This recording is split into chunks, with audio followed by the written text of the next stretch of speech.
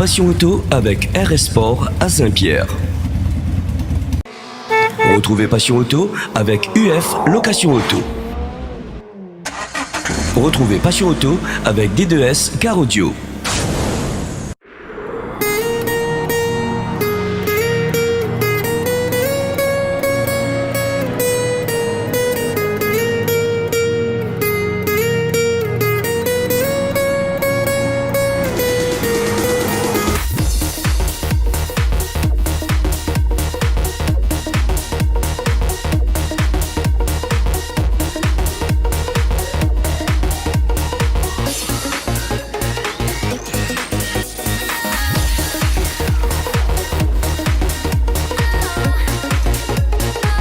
Bonjour à tous, bienvenue dans Passion Auto. Cette année, Passion Auto a fait le déplacement pour vous sur le 87e Salon international de l'automobile de Genève à Palexpo en Suisse.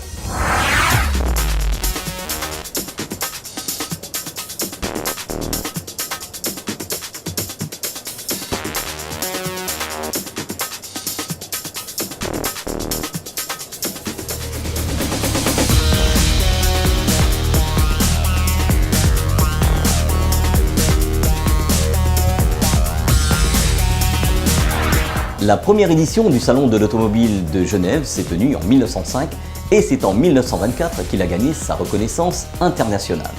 Depuis lors, le Salon international de l'automobile de Genève est devenu l'un des salons les plus connus et les plus populaires en Europe et dans le monde. C'est en 1982 que le Salon de Genève se déroule au Grand Saconex à Genève, au Palexpo, jusqu'à aujourd'hui.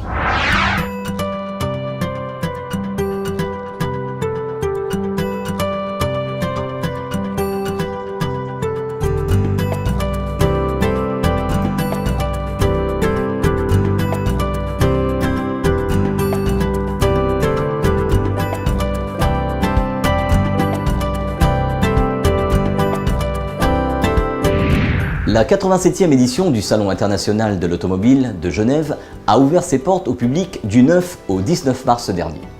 Elle a été mise sous les feux de la rampe lors des 2 journées de presse précédant l'inauguration officielle en présence du conseiller fédéral Johann Schneider-Ammann. Quelques 900 modèles, dont 148 premières mondiales, 180 exposants se sont partagés la vedette.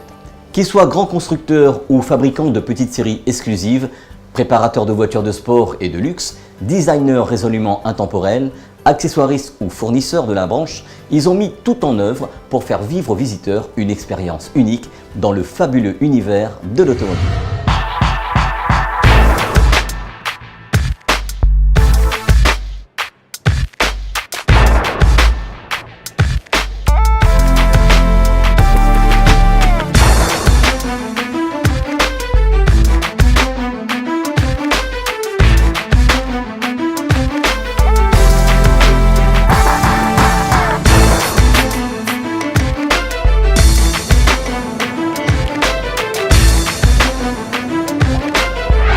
Dans les 7 halles de Palexpo à Genève, sur près de 110 000 m², quelques 220 exposants dont les plus grands fabricants ainsi que de nombreux designers, équipementiers et fournisseurs industriels présentent environ 900 voitures.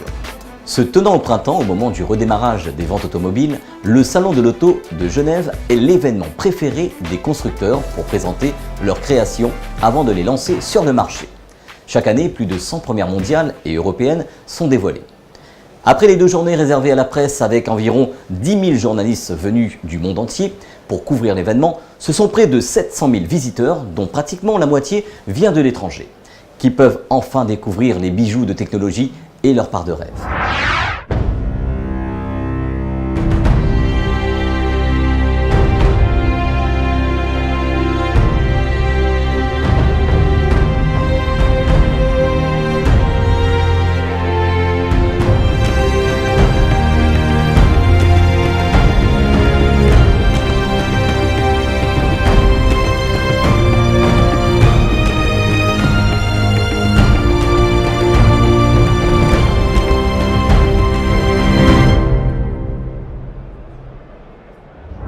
En ouverture du Salon de Genève, c'est bien sûr l'élection de la voiture de l'année.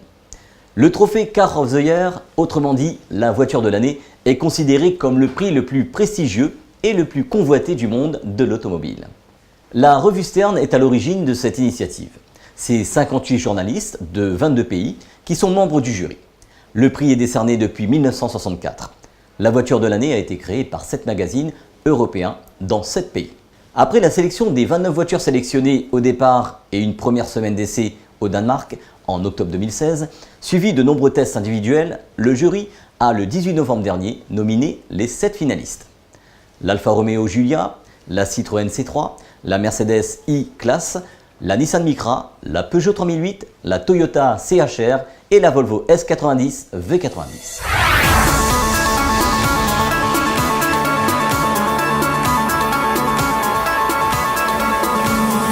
Think about me when you're all alone. The things we used to do and used to be. I could be the one to make you feel that way. Peugeot remporte le titre de Car of the Year 2017. La Peugeot 3008 a été désignée la voiture de l'année. Le jury était composé des 58 journalistes du monde automobile originaires de 22 pays européens. Le vote final s'est déroulé le jour J, en direct du Salon de l'Automobile de Genève, et ce, en présence de nombreux représentants internationaux de la presse. Le trophée a été remis à Jean-Philippe Imperato, directeur général de Peugeot. La Peugeot 3008 a su convaincre lors de ses derniers essais intensifs et remporte donc face à ses 6 concurrents ce prix prestigieux et tant convoité dans le monde de l'automobile. Écoutez, c'est le moment des victoires aujourd'hui. On a une très grande journée et 3008 bien couronné 4 ans d'efforts qui ont été 4 ans d'efforts de la marque, des hommes et des femmes du groupe, évidemment en recherche, en conception. Et je pense que voilà, on ne peut dire qu'une chose, on est super fiers d'ouvrir Genève avec 3008, c'est-à-dire Peugeot, les Français là, en train d'ouvrir la voiture de l'année avec 3008, 125 000 commandes en 5 mois, des clients qui, pour 85% d'entre eux, achètent des hauts de gamme, 85% de niveau 3 et plus sur cette voiture. Plus de 50% de boîte automatique, cette voiture est un hit. Et c'est pas fini, parce que demain j'annonce autre chose. Et c'est parti. Merci. Le président du jury, Håkan Mattsson, expert automobile du quotidien économique suédois Dagens Industri, justifie le vote en déclarant « Le jury tient compte du fait que la part de marché des SUV et crossovers est en constante augmentation. La Peugeot 3008 mérite ce trophée. Jean-Philippe Imperato, directeur général de la marque Peugeot depuis le 1er septembre 2016, s'est montré visiblement ému par le résultat. Nous sommes très fiers, c'est un moment magique. Je suis très heureux de recevoir ce prix au nom de la marque Peugeot, disait-il. Les critères retenus pour l'obtention du prix sont, en plus de l'innovation et de la sécurité, le design et le rapport qualité-prix. On est très heureux et très honorés de cette victoire aujourd'hui chez Peugeot, à la fois sur la partie design, mais sur la partie synthèse générale de la voiture. On a pensé une voiture qui soit à la fois sexy, désirable, attractive, mais aussi qui parle au quotidien des gens, en particulier sur le design de l'intérieur, sur le cockpit. Donc je pense qu'on a cherché un résultat très homogène et très positif à vivre du point de vue, encore une fois, des gens, tous les jours, de nos clients. Et c'est ça qui a été, j'espère, je pense, salué. Donc on est très, très heureux, bien sûr. Les SUV sont à la mode et à la fois sont légitimes aujourd'hui parce qu'ils sont devenus efficients, parce que ce sont devenus des véhicules aussi efficients et économiques à l'usage que des berlines ou que des monospaces. Mais comme ils sont beaucoup plus glamour et désirables en termes de silhouette et pourtant modulaires à l'intérieur, ils remplissent en fait toutes les cases positives quelque part, d'où le succès grandissant des SUV. Et on a cherché à répondre de manière un peu innovante, nouvelle à ça, alors qu'il en existe déjà beaucoup. Donc voilà, on est très heureux de ce jour. Merci beaucoup.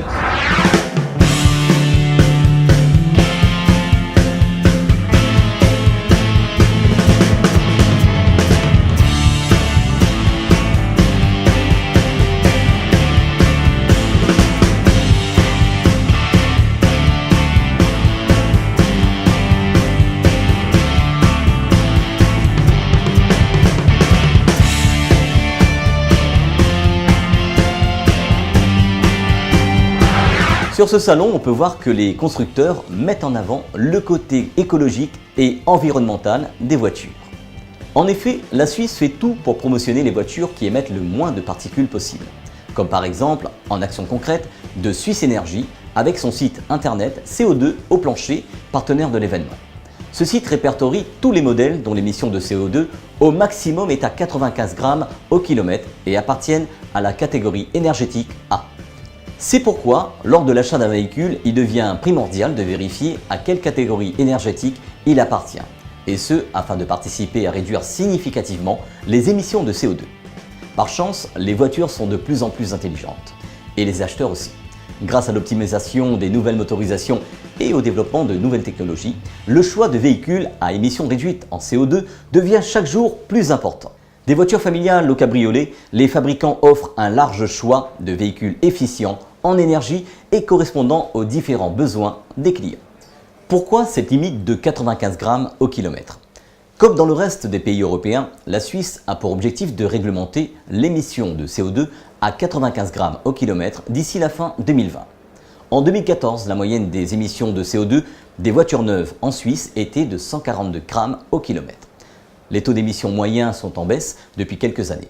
En 2013, se situait encore à 145 grammes au kilomètre.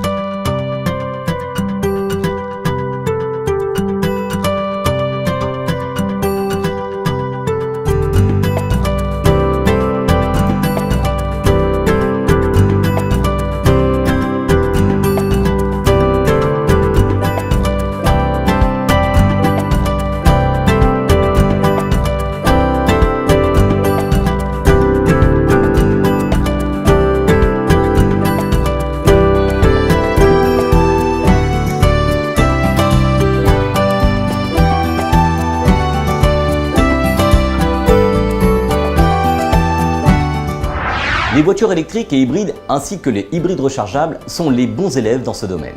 Les recherches des constructeurs aujourd'hui améliorent les temps de charge sur les voitures électriques et surtout allongent l'autonomie des batteries pour faire le plus de kilomètres possible.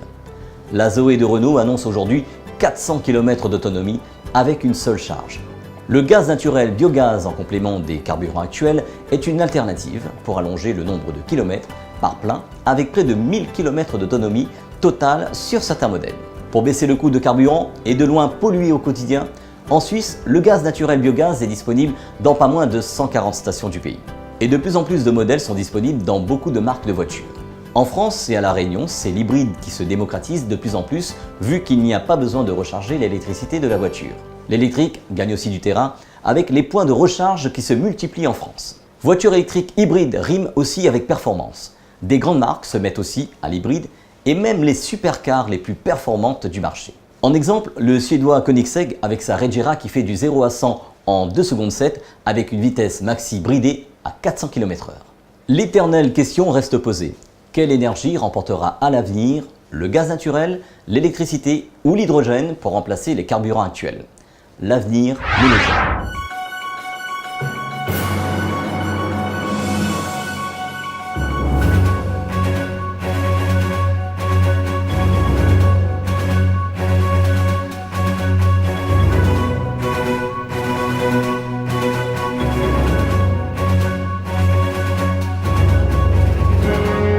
Les recherches des constructeurs se dirigent vers la voiture autonome. Des solutions existent déjà avec la voiture de demain, comme la Rinspeed. Tout à fait Patrick. Les aides électroniques à la conduite fait partie déjà du quotidien dans certaines voitures d'aujourd'hui, comme le stationnement automatique proposé sur certains modèles, l'assistance à la trajectoire, les dispositifs de freinage d'urgence. Les professionnels du domaine font beaucoup de recherches pour pouvoir agrémenter encore plus la voiture de demain, jusqu'à même pourquoi pas qu'elle se conduise toute seule. Oasis est venu présenter cette petite voiture toute particulière, la Rinspeed, avec des innovations, peut-être, pour la plupart d'entre elles, feront partie de nos voitures dans le futur, peut-être pas si loin que cela. Commander des fonctions de ces voitures avec un smartphone par exemple. En effet, ce concept car déjà très fonctionnel préfigure la voiture de demain, une voiture de plus en plus autonome.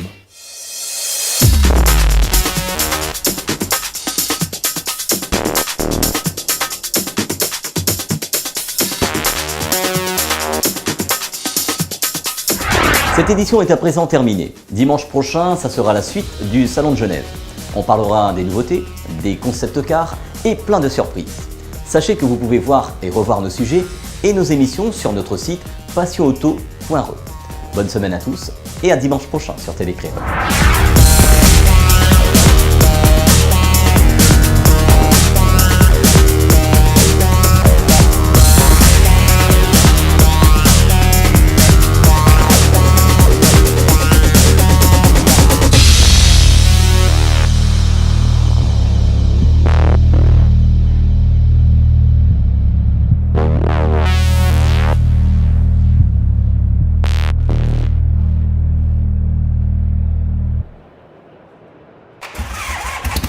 Passion Auto avec RS Sport à Saint-Pierre. Retrouvez Passion Auto avec UF Location Auto. Retrouvez Passion Auto avec D2S Car Audio.